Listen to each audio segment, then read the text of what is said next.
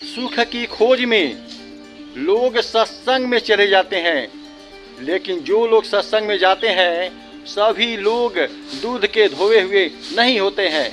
हर व्यक्ति सुखी होना चाहता है। विश्व में ऐसा कोई प्राणी नहीं है जो दुखी होना चाहता हो।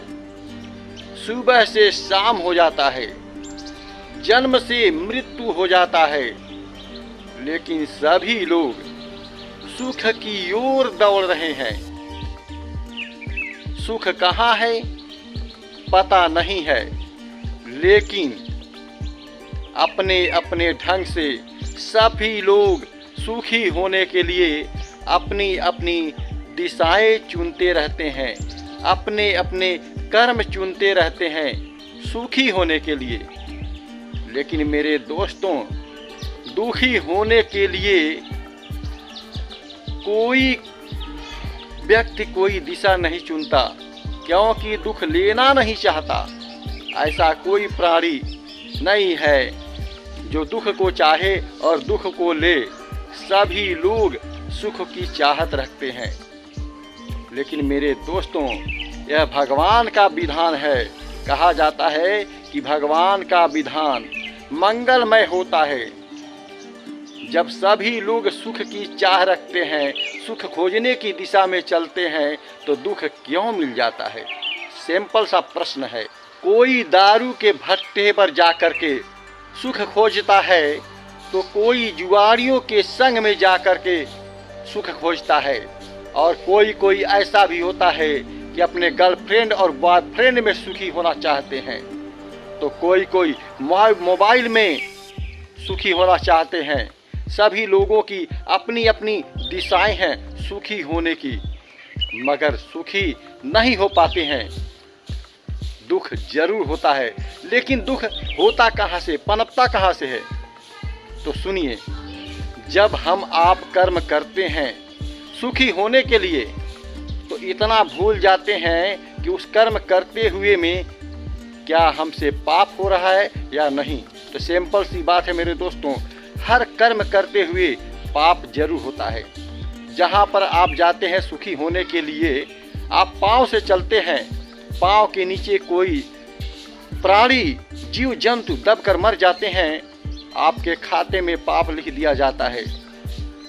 आप खेत की जुताई करते हैं या कोई कर्म करते हैं, घर बनवाते हैं, फिर भी ईंट और दीवार गिर करके कोई कीड़ा जीव जंतु मर जाते हैं, आपके खाते में पाप लिख जाता है। सुखी होना तो चाहते हैं, पर जाने अनजाने में पाप हो जाता है, इसलिए आपके जीवन में दुख आ जाता है। इस दुनिया में ना अमीर सुखी है और ना ही गरीब सुखी है। अगर धनवान के पास बहुत सारा धन है तो सुखी क्यों नहीं है? क्योंकि उसके पास संतोष नाम का धन ही नहीं है। लोग कहते हैं जब आवे संतोष धन तो सब धन धूल समान हो जाती है। जब तक आपके भीतर संतोष नहीं होगा, परमात्मा के दिए पर संतोष नहीं होगा, तब तक आप सुखी नहीं हो सकते। और कर्मों में सुधार लाना चाहिए। कर्म करते हुए सदैव ध्यान देना चाहिए कि हमसे कोई पाप तो नहीं हो रहा है, कोई जीव जंतु तो नहीं मर रहा है, किसी का हिस्सा तो नहीं हम लूट रहे हैं, किसी की बेईमानी तो नहीं कर रहे हैं। जो लोग इससे दूर हो जाते हैं वह अपने जीवन में सुख ही सुख पाते हैं। इसके अलावा कोई भी व्यक्ति हो, अगर 420 करता है, बेईमानी करता है, किसी का धन हड़पता है, हिंसा करता है, वह अपने जीवन में कभी सुखी नहीं हो सकता।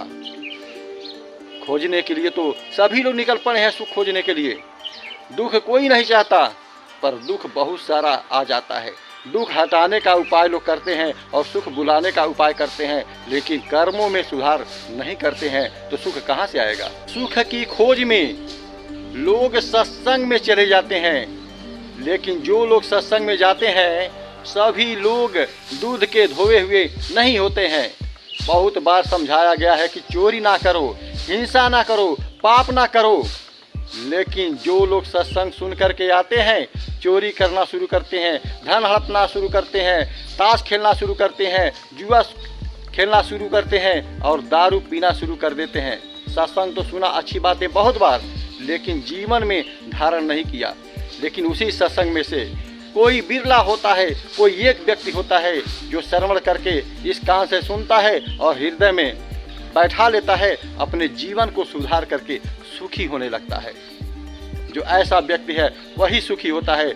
नहीं तो अगर आपके अच्छे आचरण नहीं है, विचार शुद्ध नहीं है, तो सत्संग में जा कर के भी आप कभी सुखी नहीं हो सकते। अगर आपके अच्छे विचार हैं, नेक इंसान हो, सभी का सहारा रूप बनते हो, कोई पाप नहीं करते हो, तो आपको सत्संग जाने की आवश्यकता भी नहीं पड़ेगी। और सत्संग वही लोग जाते हैं जो अधिक पापी होते हैं, अपना पाप निवारण के लिए जाते हैं। लेकिन जो सौभाग्यशाली सत्संग में जाते हैं, जिनके जीवन में पाप नहीं होता है, वह सत्संग में पहुंच जाते हैं, वह अपने जीवन का कल्याण करके छोड़ते हैं। धन्यवाद दोस्तों, वीडियो अच्छा लगा तो शेयर करें।